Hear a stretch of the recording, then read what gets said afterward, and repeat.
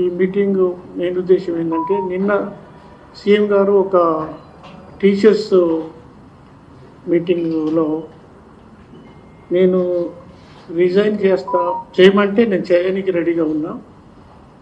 నేను education department నాకు చాలా ఇష్టంతో మీ విద్యార్థుల భవిష్యత్తు బాగా చేయడానికి,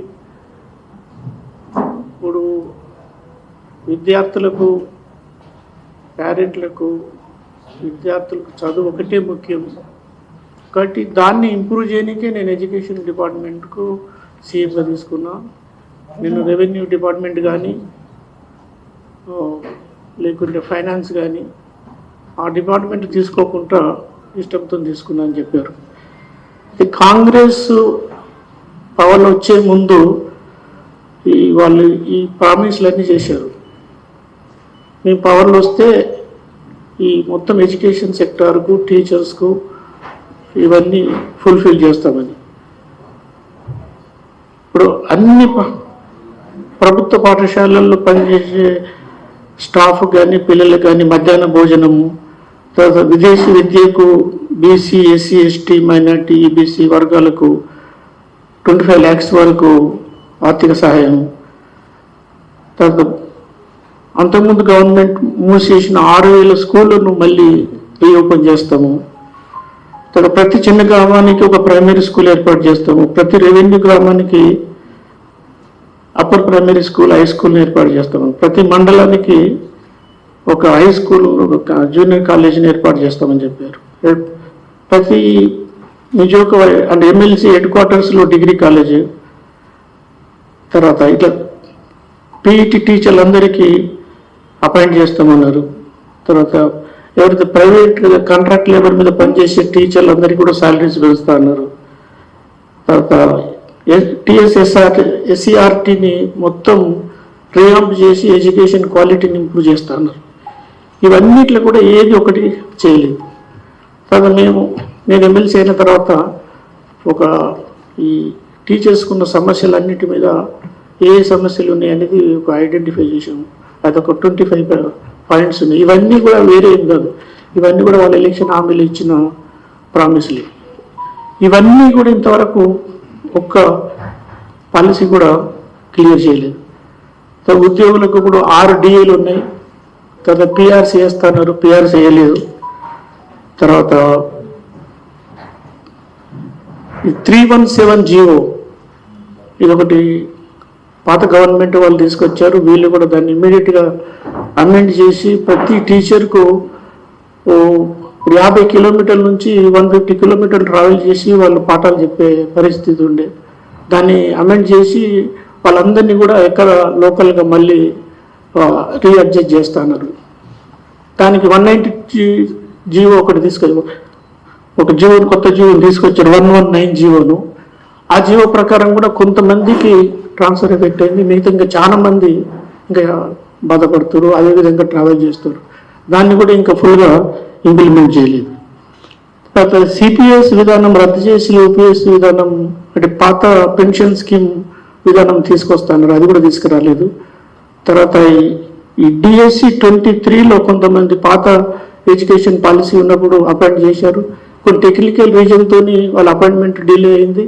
అది వాళ్ళకు కూడా కొత్త ఓపీఎస్ విధానము అమలు చేయడం జరిగింది. అది కూడా ఇంతవరకు ఏం చేయలేదు. ఈ గురుకుల స్కూల్కు ఎస్సీ, ఎస్టీ, బీసీ అవన్నీ ఒకటి. ఇప్పుడు ఏమవుతుందంటే ఎస్సీ ఒక డిపార్ట్మెంట్లో ఉంటుంది, బీసీ ఒక డిపార్ట్మెంటు, ఎస్టీ ఒక department, different departments different IAS officer కంట్రోల్లో ఉంది. ఒక్కొక్క ఎడ్యుకేషన్ డిపార్ట్మెంట్ సెక్రటరీకి మిగతా సెక్రటరీకి కోఆర్డినేషన్ లేకుండా చాలా సమస్యలు ఉన్నాయి. అంటే ఒకటే స్కూల్ ఎడ్యుకేషన్లో ఒక 10 రకాల స్కూల్స్, 10 రకాల అడ్మినిస్ట్రేషన్స్. ఇక్కడ డిఓ అడ్మినిస్ట్రేషను, అక్కడ ఎస్ఓ అడ్మినిస్ట్రేషను, ఇక్కడ ఎడ్యుకేషన్ సెక్రటరీ వేరు, అక్కడ సోషల్ వెల్ఫేర్ సెక్రటరీ వేరు, ఎస్టీ వెల్ఫేర్ సెక్రటరీ వేరు, బీసీ వెల్ఫేర్ సెక్రటరీ వేరు. దాంతో చాలా కన్ఫ్యూషన్ ఉండి ఒకటే ఎడ్యుకేషన్, స్కూల్ ఎడ్యుకేషన్లోని so many number of schools, so many దాంతో అకాడమిక్ అడ్మినిస్ట్రేషన్ లేదు. తర్వాత ఎవ్రీ ఇయర్ స్టార్ట్ అయ్యే ముందే టీచర్లను ట్రాన్స్ఫర్ చేసి వాళ్ళకి ప్రమోషన్లు ఇచ్చి ఎక్కడెక్కడ ఏ టీచర్ అపాయింట్ చేయాలో అక్కడ అపాయింట్ చేయాలి, అది కూడా జరగట్లేదు. ప్రతి డిస్టిక్ ఒక డిఈఓ ఉండాలి, ఒక డిప్యూటీ డిఈఓ ఉండాలి, ప్రతి మండలికి ఒక ఎంఈఓ ఉండాలి. ఇవన్నీ పోస్టులు ఖాళీ ఉన్నాయి. డిఓ పోస్టులు అన్నీ కూడా రెవెన్యూ ఆఫీసర్స్, సబ్ కలెక్టర్ కానీ, అడిషనల్ కలెక్టర్ కానీ, లేకుంటే ఆర్డీఓ ఇన్ఛార్జ్ ఇచ్చారు. వాళ్ళు ఇన్ఛార్జ్ తీసుకొని 6 నెలలు కాగానే వాళ్ళు ట్రాన్స్ఫర్ అయిపోతారు. ఒకటి అక్కడ అడ్మినిస్ట్రేషన్ ఏమి బాగాలేదు. తర్వాత హాస్టల్స్లో మన ప్రతి హాస్టల్ స్టూడెంట్కు వాళ్ళకు మన ఫుడ్ క్వాలిటీ కానీ ఛార్జెస్ పెంచుతా అని చెప్పారు. ఆ ఛార్జెస్ ఏం పెంచలేదు. దాంతో ఎవ్రీడే మీరు పేపర్లో చూస్తూ ఉంటారు, ప్రతి హాస్టల్లో ఎక్కడో ఒక దగ్గర ఫుడ్ పాయిజనింగ్, దాంతో చాలా విద్యార్థులు సఫర్ అవుతారు. తర్వాత నేను 2-3 స్కూల్స్ విజిట్ చేసి అక్కడ మాట్లాడితే ఏమవుతుందంటే, వాళ్ళు ఈ సప్లై చేసే వాళ్ళు ఫ్రిడ్జ్లో పెట్టి పాత ఫుడ్ ఐటమ్స్ వాళ్ళు వండి పెట్టడం, దాంతో ఫుడ్ అవుతుంది. అదంతా రీజన్ ఏందని కనుక్కుంటే ఏమవుతుందంటే, ఈ కాంట్రాక్టర్లకు పేమెంట్ టైంలో ఇవ్వట్లేదు. దాంతో వీళ్ళు పేమెంట్ సరిగ్గా ఇవ్వట్లేదు కాబట్టి అఫీషియల్ కూడా వాళ్ళ మీద కంట్రోల్ లేదు, దాంతో క్వాలిటీ పోతుంది. కానీ గవర్నమెంట్ ఇప్పుడు కొత్త ప్రతి మండలికు, ప్రతి డిస్టిక్ ఈ న్యూ పబ్లిక్ స్కూల్స్ అని తీసుకొస్తారు. దాన్ని ఒక స్కూల్ తీసుకొచ్చారు మోడల్గా, అది ఓన్లీ డైవర్ట్ చేయడానికి తీసుకొచ్చారు. ఉన్న స్కూల్స్లో టీచర్స్ ఉంటే స్టూడెంట్స్ లేరు, స్టూడెంట్స్ ఉంటే టీచర్స్ లేరు. ఇక్కడ 2 ఉన్నాయో అక్కడ మెయింటెనెన్స్ లేదు, వాష్రూమ్స్ ప్రాబ్లమ్స్ ఉన్నాయి. ప్రతి గవర్నమెంట్ స్కూల్స్లో చాలా వరకు హాస్టల్స్ వాష్రూమ్స్ పొజిషన్ ఈ విధంగా ఉన్నాయి. ఇయర్స్ నుంచి వాష్రూమ్స్ నేను చాలా స్కూల్స్ విజిట్ చేశాను, ఒక స్కూల్ కూడా ఫంక్షనింగ్ లేదు. స్కూల్ అంటే ఒకటి ఫెసిలిటీ లేదు, ఫెసిలిటీ ఉంటే ఫంక్షనింగ్ లేదు, ఫంక్షనింగ్ ఉంటే వాటర్ లేదు.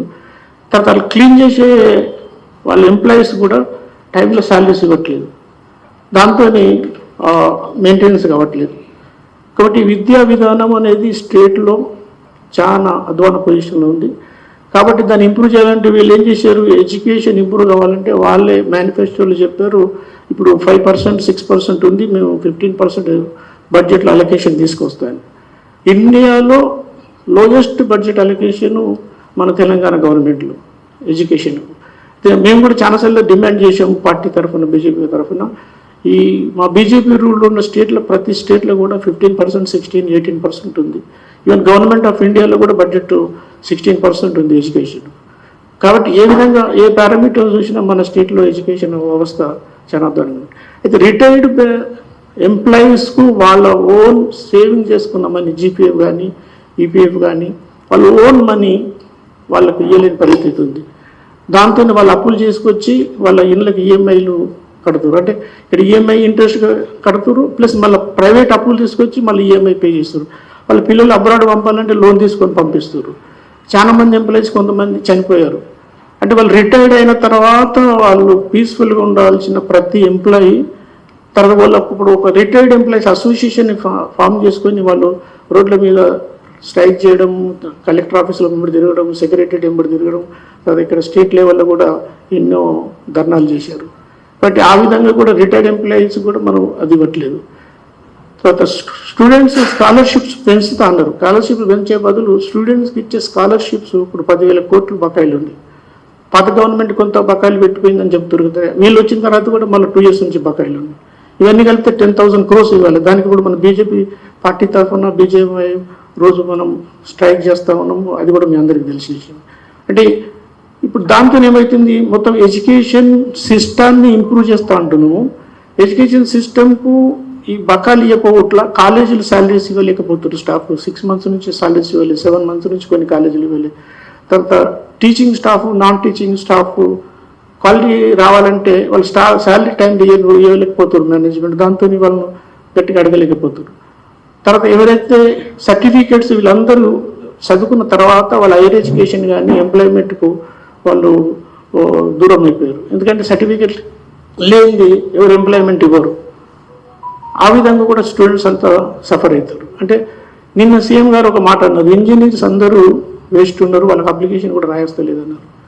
అంటే గవర్నమెంట్ సపోర్ట్ చేసి తర్వాత మనం మంచి క్వాలిటీ ఎడ్యుకేషన్ ఇచ్చేది పోయి ఇంజనీరింగ్ కాలేజీ స్టూడెంట్స్ ఏదో కొంతమంది 1,00,000 స్టూడెంట్స్ ఎవరీ ఇయర్ బయటకు వస్తారు, వాళ్ళకి అప్లికేషన్ కూడా రాయేస్తలేదు అని ఓపెన్ స్టేట్మెంట్ ఇచ్చారు. అది వెరీ దురదృష్టకరం. ఎందుకంటే ప్రతి ఇంజనీర్స్ కాదు, మొత్తం ఇంజనీరింగ్ కమ్యూనిటీకి అది ఇన్సల్ట్ చేయడం. అంటే ఇంజనీరింగ్ అనే ఎడ్యుకేషన్కు, ఇండియాకు, అదే వరల్డ్కు ఇన్ఫ్రాస్ట్రక్చర్ డెవలప్మెంట్ కానీ, కంట్రీ డెవలప్ కానీ ఇంజనీర్సే చాలా ముఖ్యం. ఇప్పుడు మనం రాకెట్ కనుక్కున్నాం, ఆర్ డిఆర్డిఓ సైంటిస్టులు ఉన్నారు, వీళ్ళందరూ కూడా ఇంజనీర్సే. ప్రతి డిపార్ట్మెంట్లో మన ఏదైతే ఇప్పుడు మనం పాకిస్తాన్ బార్డర్లో టనల్ వేసాం, మన ప్రైమ్ మినిస్టర్ గారు గవర్నమెంట్ ఆఫ్ ఇండియా టనల్ వేసాం. ఇప్పుడు మన బార్డర్కి పోనీకి వితిన్ అవర్స్లో మనం రీచ్ కావాలనేది వరల్డ్లో ఎక్కడ లేని విధంగా ఆ విధంగా మనం బ్రిడ్జెస్ కట్టాము, టనల్స్తోని వితిన్ అవర్స్లో బార్డర్ రీచ్ అవుతున్నాం. అంటే అదంతా ఇంజనీర్స్ వల్ల అద్భుతం. ఇప్పుడు మెట్రో ట్రైన్ వచ్చింది, లేకుంటే రైల్వే ఇంప్రూవ్మెంట్ వస్తుంది, ఇవన్నీ కూడా ఇంజనీర్స్ బ్యాక్ బోన్, ఇంజనీరింగ్ సపోర్ట్తో చేస్తాము. కాబట్టి సీఎం గారు మరి ఆ విధంగా అనడం మరి చాలా ఎవరు మిస్గైడ్ చేశారో తెలియదు, కానీ చాలా దురదృష్టకరం. ఇంజనీరింగ్ అనేది, ఇంజనీరింగ్తోనే మన ఇండియా కానీ వరల్డ్ కానీ మొత్తం ఇన్ఫ్రాస్ట్రక్చర్గా డెవలప్ కావాలంటే ప్రతి దానిలో. ఇప్పుడు మన ఆపరేషన్ సింధూర్ మనం చేసాం, దానికి ఇంజనీర్స్లో అద్భుతమే. ఒక 12 minutesలో మన పాకిస్తాన్ స్థావరాలన్నీ కొలాబ్ చేసాం. కాబట్టి ఇప్పుడు ఇండియా యొక్క డిఫెన్స్ కేపబిలిటీ వరల్డ్కి మొత్తం తెలిసిపోయింది. కాబట్టి ఆ విధంగా అనడం చాలా తప్పు. కాబట్టి సీఎం గారు ఏదైతే హామీలు ఇచ్చారో, ఆయన పిసిసి ప్రెసిడెంట్గా కాంగ్రెస్ గవర్నమెంట్ ఇచ్చిన హామీలన్నీ కూడా ఫెయిల్ అయినాయి. కాబట్టి మా బీజేపీ తరఫున మేము డిమాండ్ చేసేది ఏంటంటే, సీఎం గారు రిజైన్ చేసి ఒక ప్రాపర్ ఎడ్యుకేటెడ్ నాలెడ్జబుల్ మన ఎడ్యుకేషన్ మినిస్టర్గా, విద్యాశాఖకు సపరేట్ ఒక ఫుల్ ఫ్లెడ్జ్డ్ మినిస్టర్ ఉంటే అప్పుడు teachers problems, students problems, higher education problems అవన్నీ కూడా సార్ట్ అవుట్ అవుతాయని మా డిమాండ్. అదేవిధంగా ఇప్పుడు ఎన్ఈపి 2020 ఆఫ్టర్ 34 years తర్వాత మన గవర్నమెంట్ మోడీ గారు ఒక దానికి కస్తూరి రంగన్ కమిటీ వేసి దాన్ని ఆల్ ఓవర్ ఇండియా వరల్డ్లో ఉన్న కాలేజీలన్నీ స్టడీ చేసి ఎడ్యుకేషన్ విధానం, ఫిన్లాండ్ ఎడ్యుకేషన్ అంతా స్టడీ చేసి స్కూల్ ఎడ్యుకేషన్, హైయర్ ఎడ్యుకేషన్ దానికి ఫుల్ ఫ్లెడ్జ్డ్గా నామ్స్ తీసుకొచ్చారు, యాక్ట్ తీసుకొచ్చారు. అంటే చాలా బోల్డ్ డిసిషన్. ఎందుకంటే కాంగ్రెస్ గవర్నమెంట్ కానీ ఏ గవర్నమెంట్ కూడా న్యూ ఎడ్యుకేషన్ పాలసీ తీసుకోలేదు. ఇది one of the best education policy in the world. దాన్ని మన తెలంగాణ ప్రభుత్వం ఇంతవరకు అమలు చేయలేదు. కాబట్టి ఇప్పుడు ఏం చేస్తున్నారు, తెలంగాణ న్యూ పాలసీ అని ఒక తీసుకొచ్చారు, ఒక కమిటీ వేశారు, ఉన్నవన్నీ ఎన్ఈపీలకి కాపీ కొట్టారు, కానీ ఓన్లీ టైటిల్ మాత్రం పేరు చేంజ్ చేశారు. చేంజ్ చేసుకొని మీరు అదే కౌన్సిల్లో కానీ మా మీటింగ్లో కూడా ఏం చెప్పామంటే, మీరు తెలంగాణ పాలసీ అని పెట్టండి, ఏదో చేయండి, కానీ తీసుకురండి. దాంతో స్కూల్ ఎడ్యుకేషన్లో ఈ బట్టి కొట్టి పాస్ అయ్యే సిస్టమ్ పోయి ప్రాక్టికల్ ఎడ్యుకేషన్, స్కూల్ ఎడ్యుకేషన్లో 5+3+3+4 ఈ న్యూ ఎడ్యుకేషన్ పాలసీ చాలా బెస్ట్ పాలసీ ఉంది వాళ్ళు. ఇప్పుడు మన ఇండియా నుంచి అబ్రాడ్కు ఎవ్రీ ఇయర్ మనం1 billion rupees మనం ఫారెన్ కరెన్సీ వేస్ట్ చేస్తున్నాం. ఇంకో 5-10 yearsలో ఇప్పుడు మా బీజేపీ గవర్నమెంట్ మోడీ గారి ప్రభుత్వం వచ్చిన తర్వాత ఇప్పుడు 18 ఫారెన్ యూనివర్సిటీస్ ఇండియాస్కి డైరెక్ట్ వచ్చేసి, ఢిల్లీ కానీ, బాంబే కానీ, బెంగళూరు, పూణేలో. కాబట్టి అట్లా ఇంకా చాలా యూనివర్సిటీస్ అన్నీ ఇండియాకి వస్తాయి. అప్పుడు మన స్టూడెంట్స్ ఇక్కడనే చదువుకుంటారు, ఇక్కడే పాస్ అవుతారు. ఈ అప్పులు తీసుకొచ్చి పంపించేది కూడా అవసరం ఉండదు. కాబట్టి బీజేపీ తర్వాత మేము డిపెండ్ చేసేది అంటే ఎన్ఈపీ పాలసీని ఇంప్లిమెంట్ చేయాలి. అందులో స్కూల్ ఎడ్యుకేషన్, తర్వాత higher education government of India ఏ విధంగా అయితే ఇప్పుడు అమెండ్ చేస్తుందో యాక్ట్ను, ఆ విధంగా స్టేట్ గవర్నమెంట్ కూడా అమెండ్ చేస్తే ఈ అన్ని స్కూల్స్ అప్ టు ఇంటర్మీడియట్ వరకు ఒకటే అంబ్రెల్లా కింద వస్తాయి.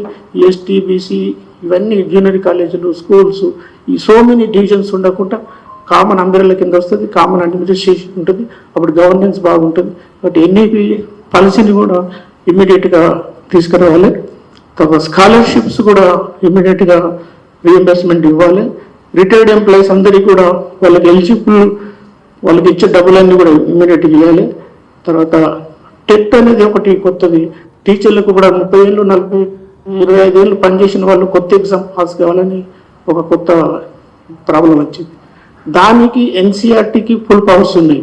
ఇప్పుడు వాళ్ళకి ఏం చేస్తారంటే, ఒక మ్యాథ్స్ టీచర్ 20 సంవత్సరాలు పనిచేసిన తర్వాత ఆయన మ్యాథ్స్లో, సైన్స్లో, ఇంగ్లీష్లో పాస్ కావాలనేది సబ్జెక్ట్ పెట్టారు. అది ప్రాక్టికల్గా లేదు. కాబట్టి ఏ టీచర్కు ఆ టీచింగ్, ఆ సబ్జెక్ట్ మీద టెస్ట్ చేసి పాస్ చేస్తే మన ఎస్సీఆర్టీకి ఫుల్ పవర్ ఉంది.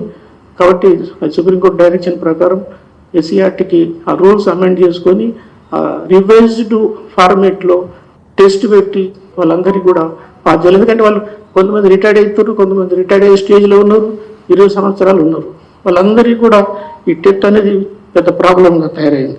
కాబట్టి అది కూడా ఇమ్మీడియట్గా అమెండ్ చేయాలి. తర్వాత ఫైనల్గా ఈ కేవీపీ అనేది కస్తూర్బా స్కూల్స్ అని ఉంటాయి. అక్కడ టీచర్లు లేడీ టీచర్సే ఉంటారు, స్టూడెంట్స్ అంతా కూడా లేడీ టీచర్సే. అక్కడ ఏమైందంటే అది 24 hours పనిచేయాలి. వాళ్ళకు కాంట్రాక్ట్ లేబర్ మీద ఇస్తారు, వెరీ నామినల్ శాలరీస్ ఇస్తారు. అది ఏపీ గవర్నమెంట్ కూడా అమెండ్ చేసి వాళ్ళకి శాలరీస్ ఇంక్రీజ్ చేసి, ఇది ఇంక్రీజ్ చేయమన్నప్పుడు మేము ప్రతి మీటింగ్లో ప్రతి రిప్రజెంటేషన్ చెప్పాం. వాళ్ళు చాలా కాంట్రాక్ట్ లేబర్గా 20 సంవత్సరాలు కొంతమంది రిటైర్డ్ కూడా అయిపోతారు. అంటే 18,000 22,000తో శాలరీతో రిటైర్డ్ అవుతారు. ప్లస్ వాళ్ళంతా వెల్ క్వాలిఫైడ్ మళ్ళీ టీచర్స్ కూడా. వాళ్ళకి చాలా అన్యాయం ఉంది. అది కూడా ఇమ్మీడియట్గా రెక్టిఫై చేయాలని గవర్నమెంట్కు డిమాండ్ చేస్తూ, తర్వాత ఇన్ఫ్రాస్ట్రక్చర్ కూడా ఫస్ట్ కొత్త స్కూల్స్ కట్టేపోతే ఉన్న స్కూల్స్ను కరెక్ట్గా నడపాలి. తర్వాత ఇప్పుడు టీచర్లందరూ అబ్రాడ్ అమ్ముతా ఉంటారు. మన టీచర్లందరూ చాలా క్వాలిఫైడ్. వాళ్ళకు ఇప్పుడు 86 అసోసియేషన్స్ ఫామ్ చేసుకొని, యూనియన్ ఫామ్ చేసుకొని వాళ్ళ డిఫరెంట్ ప్రాబ్లం మీద డిఫరెంట్గా కొట్లాడుతారు. వాళ్ళందరినీ మనం పని చేపించి టీచింగ్ చేపిస్తే మన విద్యార్థులు చాలా బాగుపడతారు. చాలామంది ఇక్కడ ఉన్న వాళ్ళందరూ పెద్దలు కూడా గవర్నమెంట్ స్కూల్లో చదువుకొని వచ్చాము. గవర్నమెంట్ స్కూల్లో టీచర్స్కు కొదవలేదు, వాళ్ళ క్వాలిటీకి కొదవలేదు. కాకుండా వాళ్ళకి మోటివేషన్ చేసి క్లాసులకు పోయి చదువు చెప్పే విధంగా అడ్మినిస్ట్రేషన్ చేస్తే సరిపోతుంది. కొత్త స్కూల్స్ కట్టాలి, దానికి మనం అభ్యంతరం లేదు. కానీ ఫస్ట్ ఉన్నటిని కరెక్ట్గా మేనేజ్ చేసి చిన్న చిన్న అమౌంట్స్తోని వాష్రూమ్స్ లేవు, వాటర్ కనెక్షన్ లేదు, బోర్ లేదు, కంపౌండ్ వాల్స్ లేవు, సెక్యూరిటీ సేఫ్టీ ప్రాబ్లమ్స్ ఉన్నాయి, పాములు వస్తున్నాయి కాంపౌండ్లలో. అవన్నీ ఇమ్మీడియట్గా రెక్టిఫై చేయాలి. తర్వాత అడ్మినిస్ట్రేషన్ కంట్రోల్ లేదు, సూపర్విజన్ లేదు, ఆఫీసర్స్ లేక, దాంతో అది ఇమ్మీడియట్గా రెక్టిఫై చేసి ఎడ్యుకేషన్ అకాడమిక్ క్వాలిటీ ఇంప్రూవ్ చేయాలి. తర్వాత ఉన్న టీచర్స్కి ప్రమోషన్స్ ఇవ్వాలి, డిఓలు డిప్యూటీ డిఓలు ఎంఈఓలు అపాయింట్ చేయాలి. తర్వాత టెట్లో ఇమ్మీడియట్గా రూల్స్ అమెండ్ చేసి ఎస్సీఆర్టీ ఎగ్జామ్ కండక్ట్ చేయాలి. తర్వాత ఎన్ఈపీ పాలసీని ఇమ్మీడియట్గా ఇంప్లిమెంట్ చేయాలి. తర్వాత స్కాలర్షిప్స్ ఏవైతే ఎలిజిబుల్ ఉన్నాయో ఇప్పటికైనా కానీ చాలా లేట్ అయింది, బట్ అందరూ హెజిటేట్ చేస్తూ ఉన్నారు. మన ఇప్పుడు బీజేపీ తరఫున బీజేపీ కూడా స్ట్రైక్ చేస్తూ ఉంది. అది ఇమ్మీడియట్గా రిలీజ్ చేయాలి. రిలీజ్ చేయకుంటే ఆ ఉద్యమం చాలా పెద్దగా చేస్తామని